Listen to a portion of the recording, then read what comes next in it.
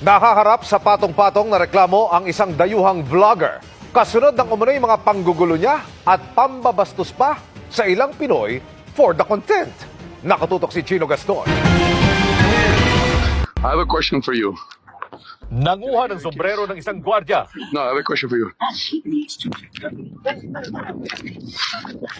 At akmang tatangay ng motorsiklo ng isang enforcer. Lihin mo, kuya. Lihin mo.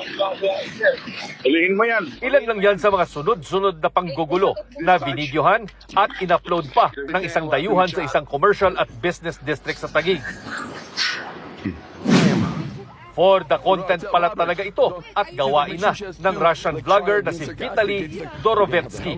Sa shoot nga nito sa Boracay Island, pinagmumura pa niya ang ilang empleyado ng Sea Sports Facility nang payuhan siyang magsuot ng helmet. Joking. He's not joking. He's the I was joking about the... Inaresto na ang Russian vlogger. Bunsod ng reklamo ng isang gwardyang pinagkatuwaan niya sa Taguig.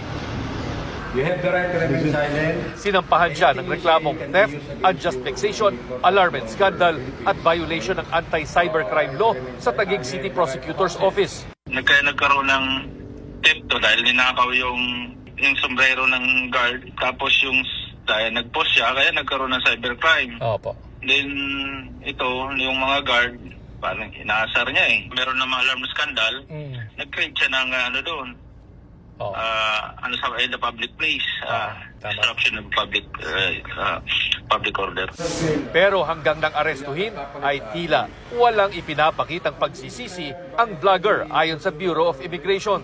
Nang ilipat siya sa kanilang detention facility ay umaakto pa itong manghalik sa direksyon ng kamera at panay ang ngiti. Anything you say can be used against you. Bagamat haharap din sa deportation proceedings, hindi muna siya pauuwiin hanggang nadedesisyonan ang reklamong isinampa laban sa kanya o kung aabot ito sa kaso. Kung siya po ay mapatunayan na meron siyang mga kasalanan dito sa bansa, sa ating mga local courts, at siya po ay sintensyahan ng local courts ng pagkakakulong, kailangan tapusin niya po muna yung sintensya niya dito sa Pilipinas, sa ating mga local jails, before we can implement the deportation. Ang deportation naman ay halos tiyak na dahil sa paglabag ng mga panuntunan ng Bureau of Immigration para sa mga foreigner.